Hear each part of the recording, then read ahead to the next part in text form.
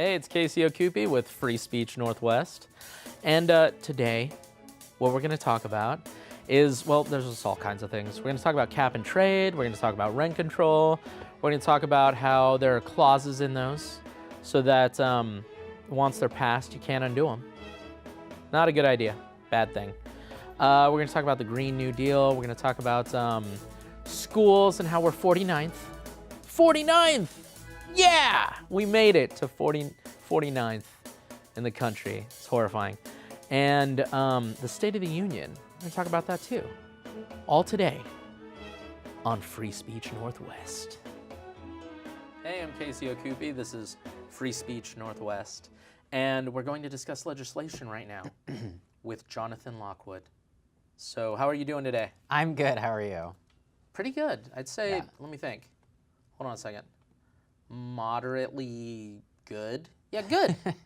Good. Yeah. All right. So let me see. We just saw the State of the Union, and that got you thinking you want to talk about some legislation that's going on, and that's what we're going to do. Yeah, the State of the Union was definitely, I think, the State of the Union everybody wanted to watch. Oh, yeah. It had a little bit of everything, and there's this really great pho place in Lake Oswego called Ivy's Pho and Grill, and so I had only gone there once before, but they had on CNN the whole time, and so I figured, oh, I bet they'll have on the State of the Union, and so sure enough, I went there. They had the State of the Union on, and I ordered my spring rolls and a big piping hot bowl of pho, and it's very cold this week, and and I'm enjoying the State of the Union, and one of the guests that was there started screaming and shouting. I mean, she looked possessed. She's screaming, enough, enough, I'm getting sick. And then she starts harassing this guy, and he's kind of bewildered because of her behavior. And she, even cracked a joke like, does he even understand me? Looking around, thinking people were going to laugh. No one laughed. And so what I witnessed was really awful. And, they're just such a nice family that works there. And so they turned it off. So I missed about half of the State of the Union, which was a bummer. But what I saw of it, especially bringing in all of the people that he brought, was really powerful. And I think it was really amazing. Yeah, I think so too. I really enjoyed it. They call a lot of this emotional stuff, they call it Trump derangement syndrome or whatever, but I don't think it's got anything to do with Trump. I don't think it is. I think this is a derangement syndrome, and we don't have to add Trump to that description, in my personal opinion. But that's just me. But I enjoyed it. I think I enjoyed some of the faces on some of the people, like the faces Bernie Sanders would make. Right. The faces that Nancy Pelosi made. They were priceless. And Andrea Ocasio-Cortez. It's a lot of words. It is a very long name. Yeah, long name woman. Well, what's interesting about all of the pro-abortion liberals wearing suffragette white, right? Mm-hmm. The suffragettes were pro-life, and it was Republicans who were really the drivers of that movement. And so to watch them, paying tribute to that is quite bizarre. And I think what we're seeing constantly from the left is a twisting of reality.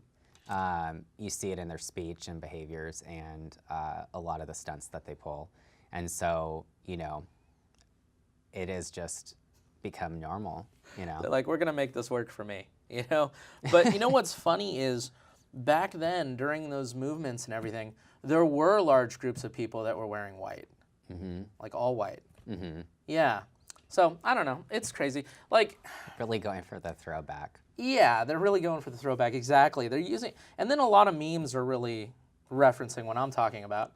But yeah, that wasn't. It's interesting to see what they sat down about, Yeah. And when you have the President of the United States talking about the fact that we're a free country and that we will not be a socialist nation, and the same people that used to say you're not allowed to say the word socialist are refusing to, stand up for American principles. And I have to just say, being back in the Capitol at Salem and really seeing how divisive the left really is and how they twist issues away from actual substance and facts. And get outraged about press releases highlighting exactly what it is that they're doing on a lot of these issues is quite disturbing to me. It's like that saying, feelings don't care about your facts. It's pretty sad. Yeah. Yeah, because there's this data. If we're not going to take data and facts into account and we're going to make decisions based on not doing that, I don't know. It just doesn't sound like, ironically, I don't know. It sounds like there's all these different like spiritual concepts and stuff, and when it gets away from certain things, like there was like this quote in one of these sci-fi movies where they're like, don't use your thoughts, just use your feelings. And it's like, why are we convincing people to do that? Why not use data? Why not use facts? And then why are we trying to encourage going away from information that's true? Yeah. I mean, I'm a person that likes to look at things rationally. When you're looking at especially public policy has the power to save lives or kill people. Exactly. And it's uncomfortable to be told that your policies endanger people's lives. It puts their whole entire economy at risk for, whether it's looking at cap and trade or rent control or tobacco taxes, whatever it may be. These issues are very serious. And every day we hear, oh, if you don't pass this crony cash grab bill, people will die. We're being told that if you don't pass cap and trade, we're all going to die in 12 years. And you highlight an actual issue. It's just like when Obama passed the Clean Power Plan.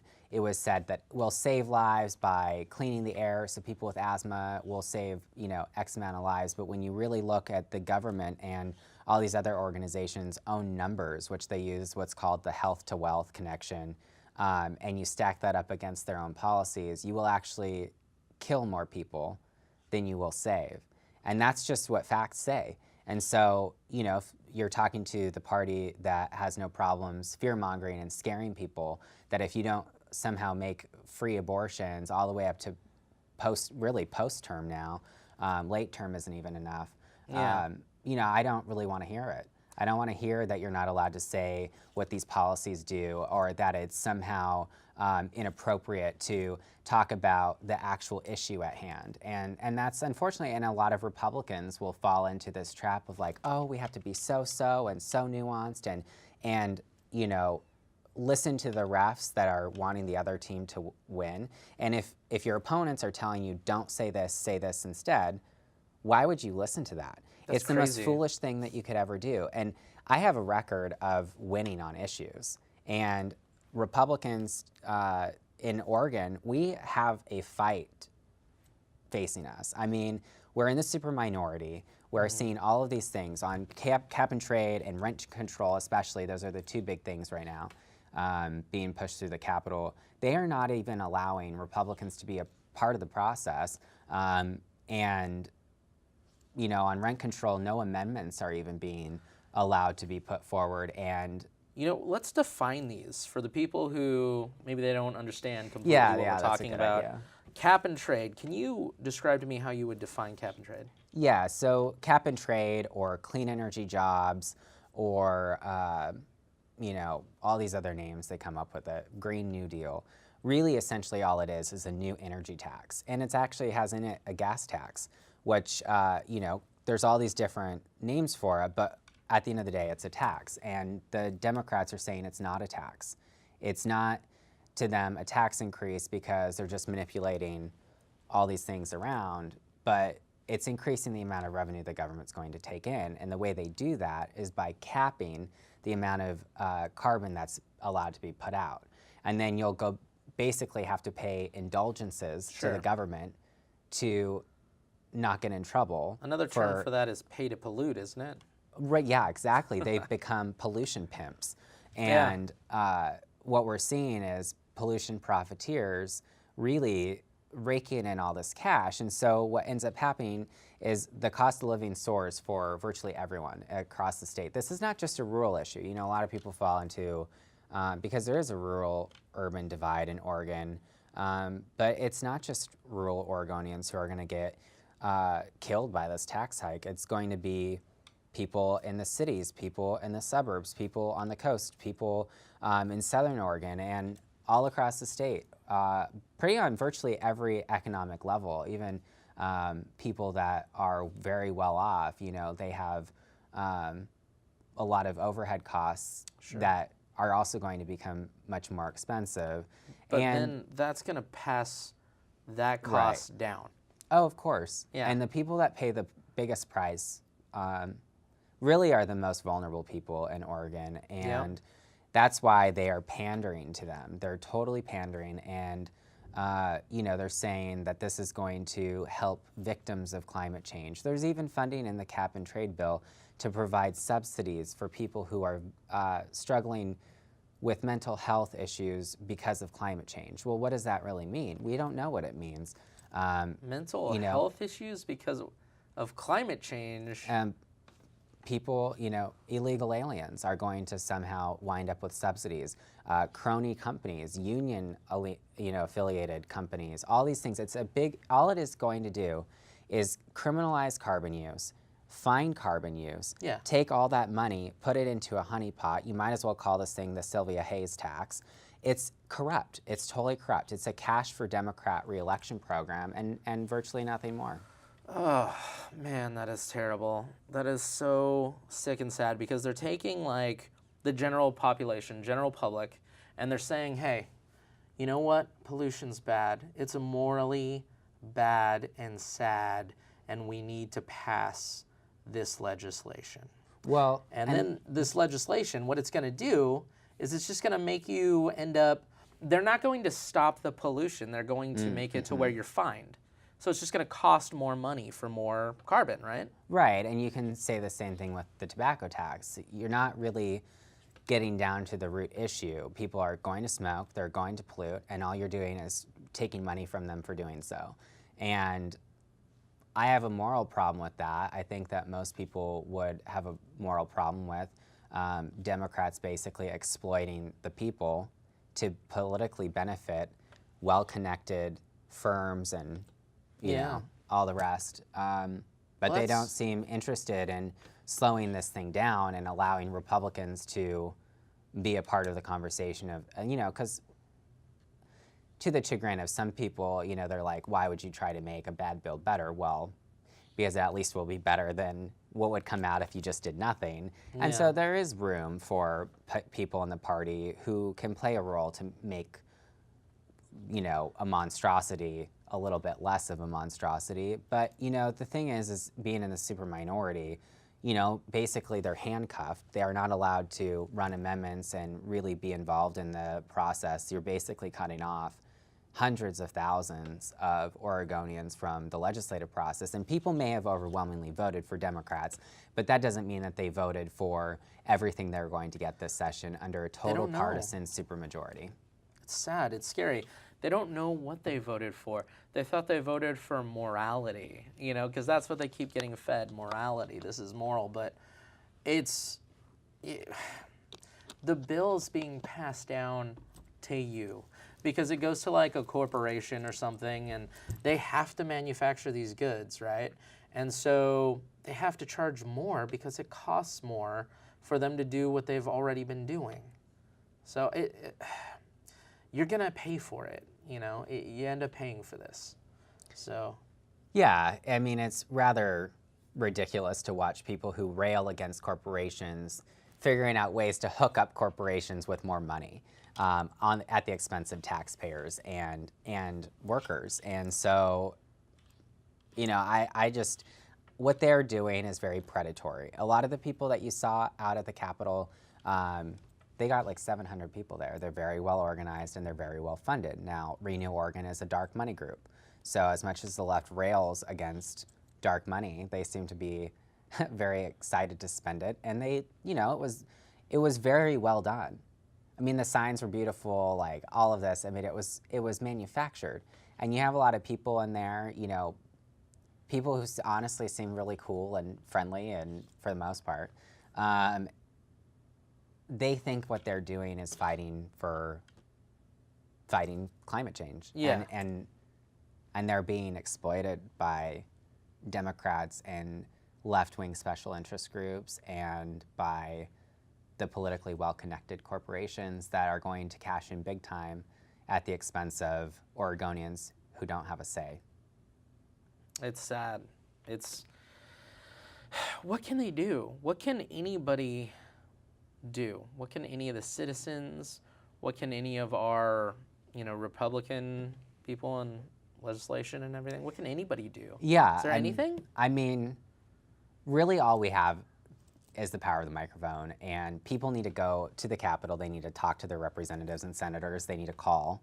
They need to write letters to the editor, to their local papers. They need to get everyone around them in their own spheres to be outraged enough to cause movement, and there's meetings to discuss these things, right? That citizens can attend. Yeah, well, you would think. They are going on what they call a road show, which is funny enough in itself. It is a road show. It's a charade that they're going to go travel around like, the caravan of carbon tax hikers. But to me, it's just, it's very difficult. I think that this session you are going to see just an unholy litany of billions of dollars in taxes. I mean, we know what all of this is going to really do. It's to backfill PERS because it's a ticking time bomb about to explode, and they refuse to do, they don't have the political will to do what California's Democrats, Rahm Emanuel in Chicago, I think it was Rhode Island's state treasurer, another Democrat. Democrats all across the country did what Democrats here refuse to do. And they say it's partisan, but it's only partisan because they're making it partisan. And when you do not reform a pension system, it's not, the people that you're attacking, oh, you want to take away retirees' benefits. No, the people, the collateral damage of refusing to defuse the ticking time bomb known as PERS are the people who are relying on you to protect their retirements. Yeah, absolutely. They are people, it was, I think in Louisiana, a small town, and I can go back and find it for you, but we sent it out in a press release in 2017. But there were people who were literally died still waiting for benefits that they were promised, that they never got. And so to think that, it's very easy for people, especially when they're comfortable in their lives and they know the next paycheck's coming and they have titles and status and all these things, and they get to go to expensive dinner parties and they get to do all these things. It's very easy for them to think, well, no, that's not going to happen to us. A lot of people in the most horrific of historical events did not think that what happened to them was ever going to happen to anyone ever in the world. That's and crazy. They were subjected to it. And so to think that what we see in history or that what we see in overseas countries is not going to happen here is one of the most foolish things you could ever, there's so many issues in Oregon. I mean, we're 49th in the nation for education, 49th. And while we tanked to 49th from 48th last, time they came out with the statistics. Maybe we'll be first at being last soon. We could do that. Yeah, well, we're first at being second worst. But, every time I see an article talking about increasing the graduation rates, I'm like, come on. We are 49th in the nation, and we went down under Kate Brown. Well, it's $14,000 per child, right? Is roughly what it is. They don't want to talk about that. They don't want to talk about that. And then, you got these private schools, you got Christian schools. They're anywhere from, I don't know, $4,000 or $5,000 a year, all the way up to 10 or just a little over 10 or whatever. I'm betting they're doing pretty good, better than our public schools. It's crazy.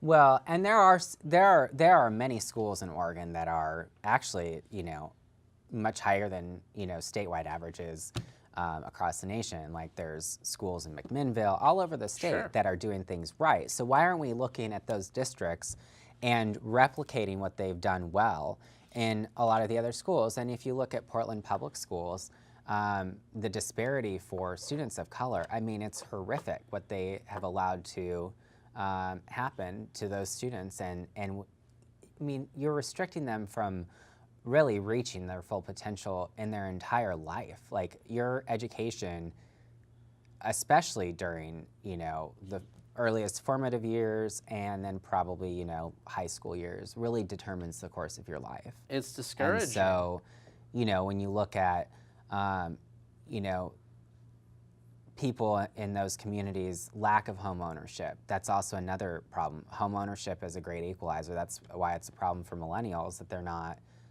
buying homes as much as their counterparts used to. Oh, yeah. Well, it seems like there's a push to not be allowed to have homes, to put Well, everybody in right. these And that's, huge, I mean, that brings us to you know. rent control. So there is legislation, Senate Bill 608, that was rammed through committee, and it's going to be up in the Senate on Tuesday.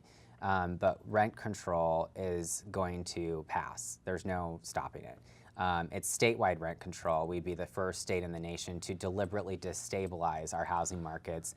And there's a mechanism in the bill that keeps it working the way they want it to, and that's to remove the rights of property providers from evicting bullies, essentially, from their properties. So right now, let's say you're walking to your apartment every day and you get called a slur or an expletive by a bad neighbor. Mm-hmm. Well, you could go to your property provider and say, well, listen, you know, I'm being disrespected on a continuous basis, and other people have complained about this person. They can evict them because they're a bad neighbor. Well, under this policy, no, that's not allowed because that's considered a no-cause eviction. So in order to fulfill the type of process that they want people to go through, you'd have to go through this labyrinth-like, lengthy, long process. That you can't afford. That you can't afford. And so that person who's getting bullied, so, you know, this violates Oregonians' right to fair housing. The Fair Housing Act said that you are supposed to be able to find housing without being, you know, persecuted for who you are, what you believe, where you're from. And so they are putting vulnerable Oregonians in the position of choosing, am I going to be a hostage in my own home, or am I going to go break my lease, sign a new lease, pay my deposits, and pay to move? I mean, that whole process can be upward of $5,000. So they're putting the most vulnerable people, their base really, into the position that they are using people being in right now to push for this proposal, and they're using people that are in that same position for other reasons to pass the bill. So it's exploiting everyone.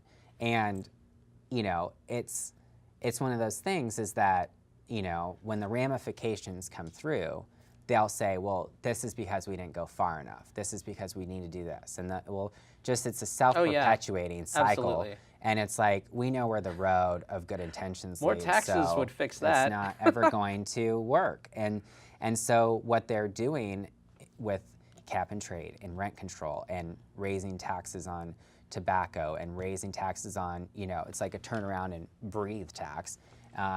You know, they're basically exploiting people to rake in a ton of money that they can dole out to whomever they want, whenever they want. I mean, what we've seen, you know, with the coordinated care organizations just raking in money. There's pollution profiteers, there's healthcare profiteers. I mean, the Oregon Democrats are essentially, you know, fashioning themselves into being like the new robber barons. And, you know, I just think that how can you pass a statewide rent control bill, not allow anyone to have any input whatsoever, experts or anyone else, we're not just talking Republicans, and you're not allowing adequate time for these hearings to be announced for people like, you know, there's a woman named Melody Atkinson, and she has an op-ed coming out in the Oregonian, but she's a property provider, she's a single mom, she was in our state's horrific foster care system, and she also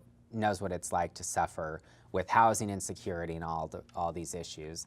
And she feels completely shut out.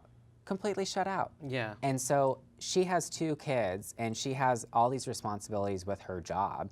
She can't just waltz down to the Capitol like an activist that's paid to, you know, troll outside the Capitol. And I mean, it's like, so, you know, she is a constituent of some of the offices for which I work, and she was like, you know, can we get meetings and all this? And I just, listening to her express real frustration and and she's concerned for people's safety. Like, this isn't for her. I mean, she doesn't make money off of whether people are paying more on the rent or not. Like, she's a property manager, so she's not some big scary landlord like they're trying to paint everybody. But you know, it's just not really taking into account the real issues at hand, I think. We live in the Twilight Zone, you know? We live in like some scary, weird sci-fi movie where people think that they're advocating by themselves for voting, these people who create these kind of bills and legislation you're talking about. People are voting for the people who are creating this stuff, and they think they're advocating for themselves. And they're doing the opposite. Like, whenever you vote for these people, whenever you vote for this side, these groups, the Democrats, you're voting to end up paying a lot more money and suffer and have a lot more control. This is control. This is controlling. It's a lot more government interjection, you know? And the more they interject, the more it hurts people. It's hurting people. It absolutely is, and I really like the fact that you brought up the word control, because you know, some of the Democrats are emailing people to say, stop using the word control. You're supposed to use the words rent stabilization, even though this bill will do anything but stabilize rents. It's going to destabilize the housing market. And so they're banning people from using the word control. Banning words. Right, and you know why they are. I mean, for me, there's a spiritual aspect to it. It's like your words matter, and your words create reality. And so for them, it's distorting reality and convincing people. It's creating an illusion of something that this is totally not. And I don't think that people should be gaining politically while exploiting, especially the most vulnerable people. I mean, this isn't just like outsmarting your you know, opponents or something. What they're doing is totally wrong. And they're manipulating language. That's crazy, because you think of stabilization, you think of somebody on rocky footing, and you know, they're gonna fall or something like that. So you stabilize it. That's great. But really, when you control something, how does it feel when you're being controlled? Do you want to be controlled? You're going to be controlled. That's what's happening. Well, Rent control. Yeah, and that's the same thing with gun control. I mean, so they don't like the word gun control because they prefer the terms gun safety. I prefer disarmament because they're disarming people and making people's lives more at risk. And you know, there was a horrific crime recently. There, you know, is every day that you see these people exploiting for political gain. But you know, there's an example of you know, it was a toddler who accidentally shot their mom. And the reason the kid found the gun was because it was in the mattress, which the father, I believe, was, you know, bought the firearm because his neighborhood is not safe. And he felt like he needed to have a firearm to protect his family. Well, this is a horrible accident. And so you're going to exploit this fact that this family had a horrible tragedy happen to them so that you can push, frankly, ridiculous gun control bills that are not going to save anybody's lives. They're going to put people's lives at risk. And then the reason that he even had it was because his neighborhood is not safe. Well, let's talk about why his neighborhood's not safe. About that. We have, you know, all these different black markets are growing in Oregon, and we have human trafficking, drug trafficking, cigarette trafficking. I mean, it's like all these things are being trafficked, and we wonder why we have, you know, and there's a lack of resources in all these different, you know, However, departments. If you tax the heck out of everything, that'll help. Yeah. That'll fix everything. Right. So. But, you know, they want to create even, I mean, one of the more laughable tax hikes is they want to basically create a new permit that you need to have in order to water ski. So it's like, you know, next up on the list is, I mean, they're just squeezing Oregonians like an orange, and there's not going to be any juice left after this session because people only have so much of their income that you can really tax, and they know that. And so your property taxes are going up, and they won't pass any bills to reform student loans or like allowing you to keep more of your own income to pay your student loans. There's all these things that we can do, all these alternatives. They're not letting any of those alternatives be heard because those alternatives allow you to keep more money rather than allow them to give more money to their donors, and so that's really what it's all about. And so, you know, the fangs come out, the fighting starts, and it's going to be like fireworks. And Republicans are already being absolutely disrespected. You know, today one of the House Republicans gave a you know, compelling remonstrance, saying, you know, I'm not going to be silenced just because I'm a woman. What I didn't expect was that my ability to represent 67,049 people in my community would try to be silenced. And I certainly didn't expect that as a female leader in this state, part of this esteemed body, that I would be effectively shushed by my committee chair. So today, just so we're all clear, I will not be shushed. I will not be silenced. I have a constitutional and a moral responsibility to represent my community, and make no mistake, I will absolutely do that. Thank you. And I happen to be a Republican. Pro-lifers are silenced. I mean, the media literally said that the Right to Life rally was outnumbered. That's a flat-out lie, because no, they were not outnumbered. Well, the reporter apparently said, well, I guess I showed up before everyone got there. Oh, wow. And one of the other reporters slammed the spokeswoman for Right to Life, saying that she was basically borderline heretical, is what she said, for saying that at least we have social media so people can see with their own eyes what actually happened instead of relying on media reports, because the media told, I mean, you could literally see it online, the truth. Yeah. And so borderline heretical to whom?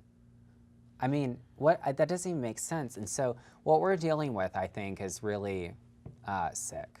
Yeah. At the end of the day. Yeah, it's weird how there's such a push to call what's happening with babies moral. It's crazy. And like to say that, to have that conversation, even to have the conversation is considered, I don't know, some sort of evil faux pas, like you're trying to control me. Control. They use control then. Mm-hmm. You know what I mean? Well, I mean, if you just even mention the name Margaret Sanger, the holy mother of the left, people will become apoplectic. They will become unhinged. And it's because they don't want to address the fact that Margaret Sanger was an evil woman. And these Democrats are manifesting her greatest vision. When I was in Texas, I saw billboards that said abortion is self-care with black women as the face. And so, you know, these abortion, you know, it's the Nike, Planned Parenthood is the Nike of big abortion, and they target specific communities, and they go into these urban areas. And I just believe that, you know, we should be providing like real resources for people to get the health care and the education and all these things that they really need. And we're not seeing that. I mean, like I said about Portland Public Schools, there's the inequity in Portland Public Schools for people of color is horrific. The lack of home ownership and all these things. And you look at these policies, the most vulnerable people, like my mom, when she had me very young, she would not be able to do what she did with me today. It's a lot harder to be, one, a parent, two, a single parent, and two, or three, a single parent with not a lot of money, you know? And so it's just, it frightens me that so many in the media are unwilling to actually have a real conversation. And it's a true injustice when you're talking about graduation rates in articles and not educating people on the fact that the only state with worse education than Oregon is New Mexico. Every other state has a better state education system than us, and we pay a lot more than most of the other states for it. So where's the money going? Well, it's going to unions, it's going to PERS, it's going to all these, you know, grandiose programs, how many fake nonprofits there are in Portland, you know, and Portland Public Schools is plagued with, you know, some of the most heinous things going on. Sure. And, you know, Kim Sordell is on the front lines on that. And so you have people all over the state and in the political system who really are, fighters, but they're being, they have on each side of the aisle, they are constantly tackled by their own team. There is a tango between people in both parties where they can help each other protect their own power structures and achieve their own self-motivated means. And Oregonians have been paying the price. Democrats have been in power for decades, and the audits that the Secretary of State has done has basically, he is shining a light into Oregon's corrupt government. And when you look at the Department of Energy or OHA, I mean, you look at all these different agencies and see the history of what's gone on. Why would we be giving them multi-billion-dollar tax hike money? I just think it's immoral, really. I don't understand. How are we voting? How are people voting these things into happening? So right now, the Democrats are in the supermajority. So see how it goes. See if you get more taxes, and then pat yourself on the back for it. I think that's... What else can you say? I don't know. Unfortunately, there's this fixation on national politics from the Democrats in Oregon, and it was really interesting to me how quiet they all were about the governor of Virginia and lieutenant governor of Virginia and the attorney general of Virginia in this over a week-long debacle that's unfolded. And last week I took to social media and I just said, why is Governor Kate Brown and why is Governor Jared Polis of Colorado failing to do what so many other Democrats have done in calling on, especially Governor Northam to resign, and, Governor John Hickenlooper and Senator Michael Bennet of Colorado, they did. So there were some, Democrats in the party in these other states, and some people were like, oh well, that's not in the state. I'm like, that's never stopped Kate Brown before. Yeah. She's commented about everything under the sun. She's commented about, she's flown to Germany to talk about climate change. So really? She's a climate scientist. Right. And what's Nice. interesting on that note is that all these people that are pushing this cap and trade, they're not scientists. No, they they're didn't not. go to Stanford University. They are basically Democrat operatives and Democrat staffers who have worked for Democrats in Salem. And so they're not like these climate experts. They're Democrat operatives, and it's a front group for both corporations and for Democrats to rake in everyone's money to, basically throw up in the air like it's lottery money for themselves. I don't even want to get started on climate change. Everyone's 12 years, Casey. Yeah, we're gonna die. And We'll all be dead. well, we're gonna be dead in 12 AOC years. said that. And, I know. And there are Democrats in the Capitol who have repeated it. So, and then there's an article in Portland Business Journal that said Oregon Democrats are basically cribbing Alexandria Ocasio-Cortez's notes for climate change. That's so weird. So they're that is the last implementing place you would at go the Capitol for data. what Alexandria Ocasio-Cortez wants to pass She's at the got national a level. proven record of not having accurate data. And that's who they're taking notes for, and they think it's great. So, I'm sorry, but I don't think that we should be taking our, policy notes from.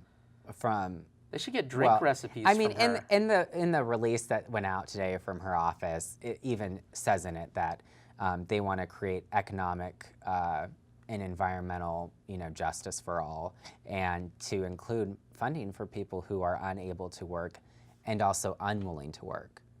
And I was raised, with the value. What does that word mean? Unwilling to work? Well, I don't know what that means, but all I know is if a man chooses to not work, neither shall he eat. Exactly. And this is a very basic, fact. And so we're not talking about people who are, disabled or have, real issues preventing them from work, but unwilling. I'm not going to pay. I don't want to live in a world like that. And I we're don't want seeing, to pay for them. it used to be a dirty word, socialist. Yeah, I know. And it used Derogatory to be, term. Republicans got thrown out of Congress and lambasted in the media for saying that Obama is a socialist. And now they're like, yeah, we are. And so they're leaning full, tilt into it. And I just find, that, you just look at what socialism has brought countries, and they are bringing that to Yeah. the United States. Yeah, my friend Joey Nations, he said, you never go full socialist. And I think it's crazy. I think if you're going to ask Andrea, Cascio, Cortes, or whatever for anything, you should ask her for dance lessons and drink recipes, not for data on climate change. It's absurd. So she actually is interesting because she's effectively become one of the loudest voices on the left, and her own party is tackling her. And what's interesting is that, Republicans would like to see that because it's like she's promoting scary policies, but she's driving the party. And so it's just interesting to see how somebody so young can be so effective. I mean, her Twitter is second to the president's in terms of Twitter power. And so, I think that sometimes people, in her, look at people in her own party, they're mad because they don't have that influence. Should I stop commenting on her nonsense? Should I stop commenting on it?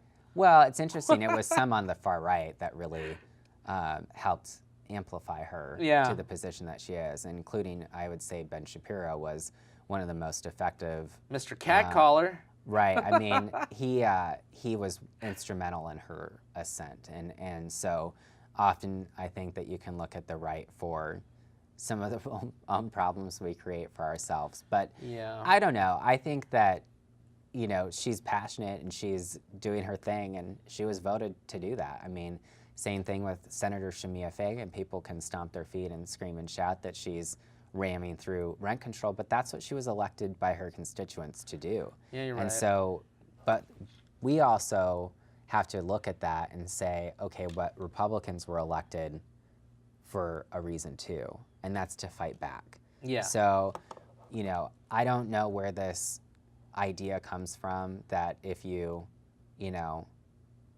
basically just wait and be quiet, that somehow the Democrats will. No, you gotta get loud. Yeah, you gotta get loud. Yeah, gotta get loud. I like that. I think I kind of get it. It's like the Republicans are like your agitated dad who are like, stop whining, get to work. I don't feel sorry for you, and that's why they're like, oh, Republicans, blah blah blah blah. They're like looked down on in a manner of speaking. But once everybody actually puts forth the effort, we're golden. You know, we earn all this stuff. We progress in life. Yeah, we elevate ourselves. That's what it's all about. People want to see pushback. And, when you have some Republicans basically smacking you around for pushing back on Democrats. That's the wrong way. And people need to just watch things unfold this session and see who's effective and who is fighting for the people they were voted to represent. And we really need to, I think, as a party, focus on taking the Democrats on for the policies that they are pushing and forcing them to have conversations about the proposals that they are backing. It's not a personal attack to explain someone's political position and, basically break it down why it's wrong.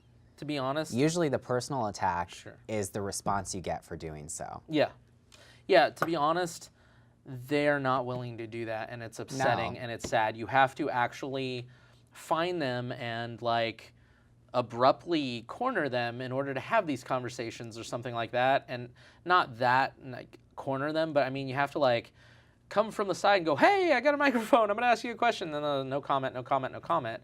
And it's like, they won't come out of hiding unless they control the narrative that's happening right there. They won't. Right. Am I wrong? I don't.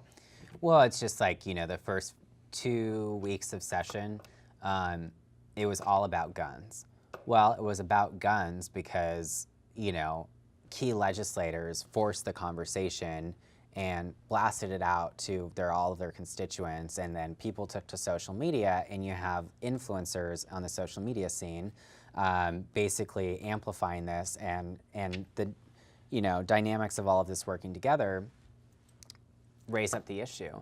And we should be doing that on everything, and we're not going to get anywhere if people are like, oh, don't send out the guns, or people are, sending out press releases with, making puns and making light of a very serious issue. I mean, you have to know that firearms protect people's lives, and they also fill up people's freezers with food, and so there's a lot of issues with that. But I just think that should be the model for everything. And when you're fighting back and pushing back and making them answer questions about the policies that they're trying to force everyone to pay for, except their politically well-connected friends, you can at least slow them down. You can check them a little bit, and that's really the purpose of an opposition party.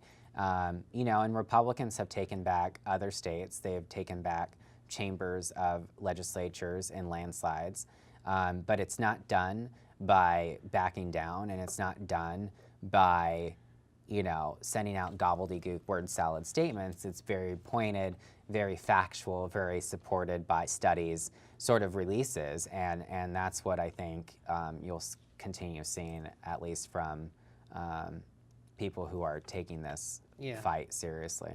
But then the right would be in control of everything.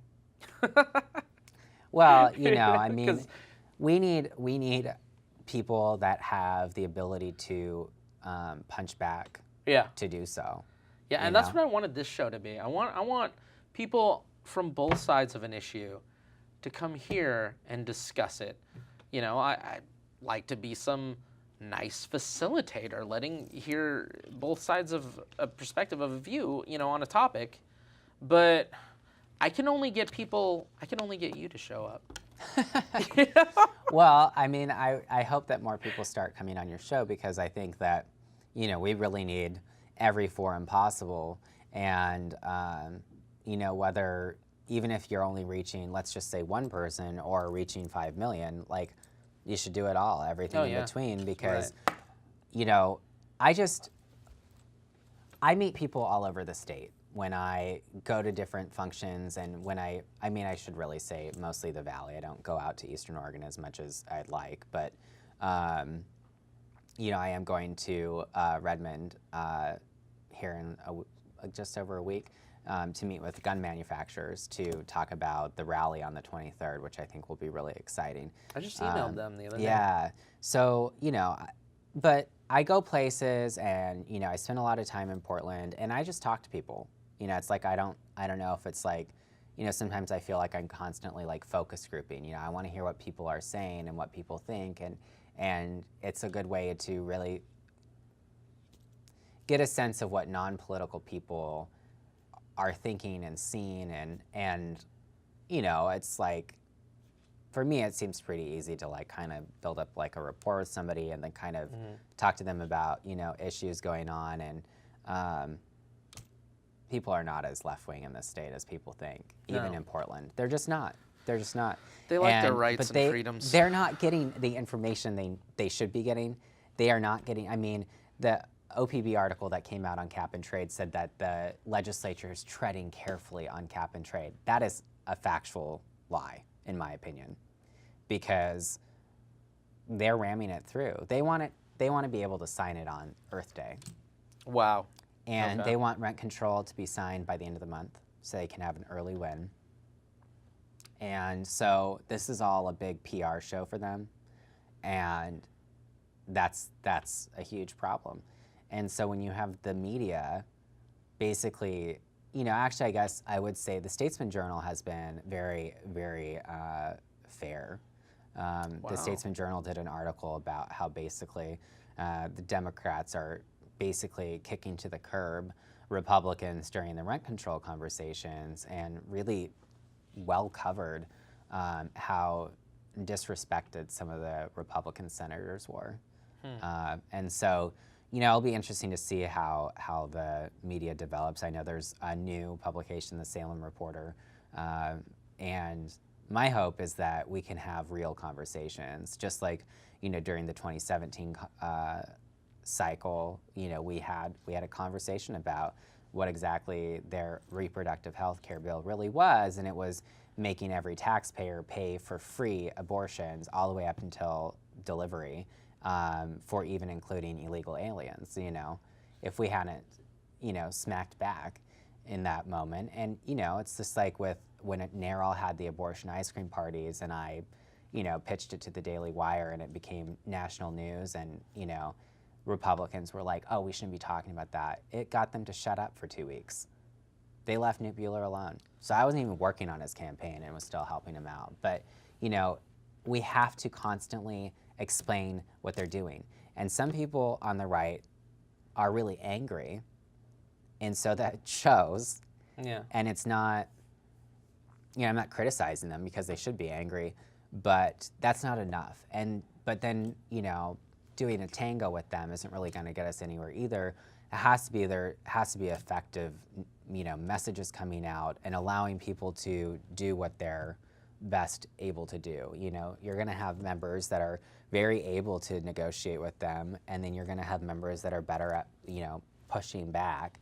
And everyone is needed, and that's why you have a party, and that's why you have a coalition party, and that's why you have a big tent. And it's interesting to see how some Republicans are willing to slam other Republicans for, you know, messaging or whatever, but then you have, you know, there have been Republicans that have gone to Women's March, even though it's led by an anti-Semitic, you know, group of you know, Farrakhan disciples, Linda Sarsour, and so, you know, I see that and I'm just like, I cannot believe that, you know, some of this stuff happens, and you see Republicans in Congress are, you know, why hasn't anyone filed a motion to censure Ilhan Omar or Rashida Tlaib? There's very, you know, strong grounds to do so.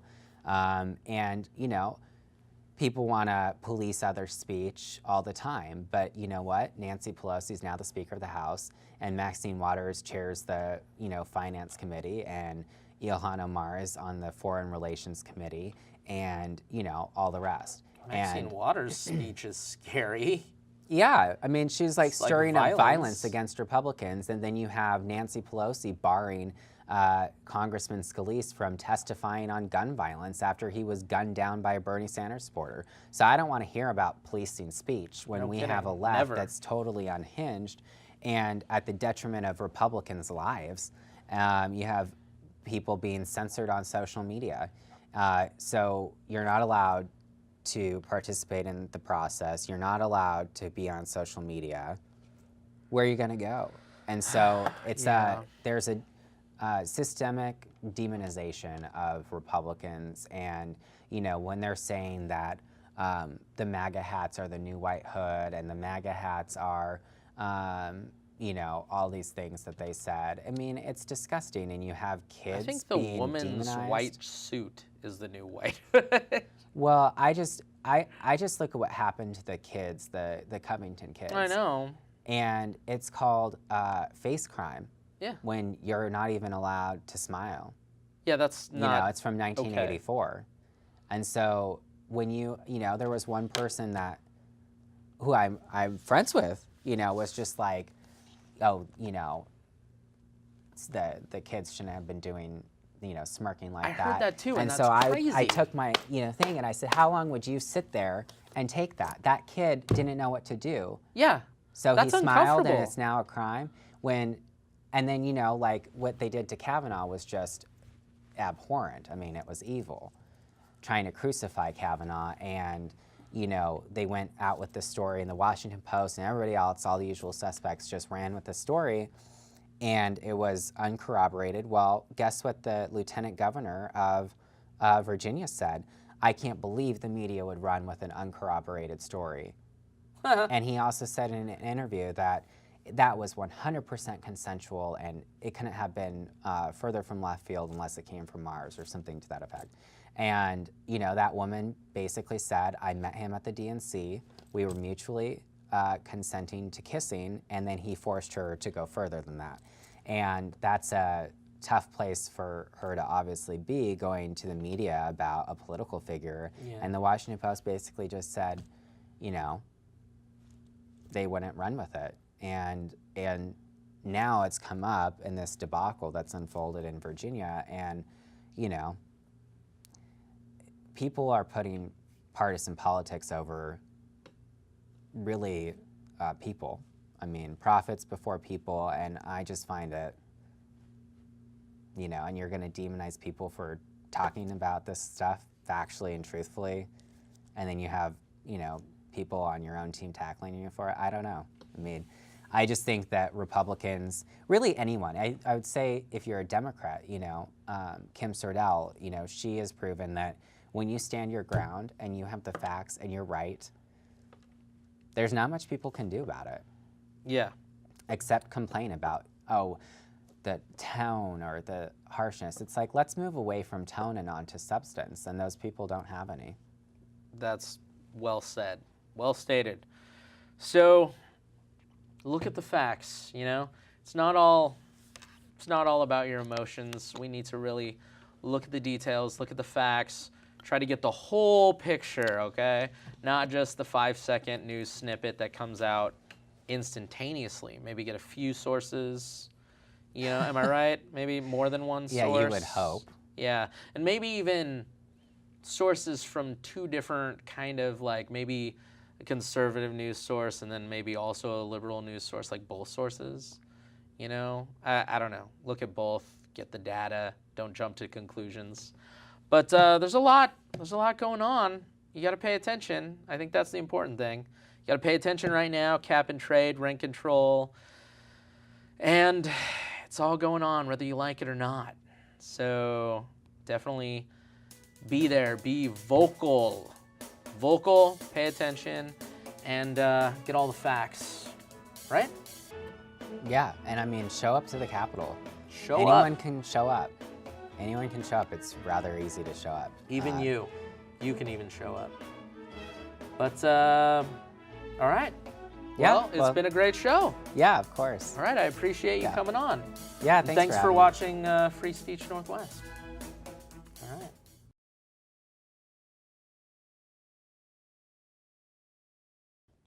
So, and then we're all going to die in 12 years.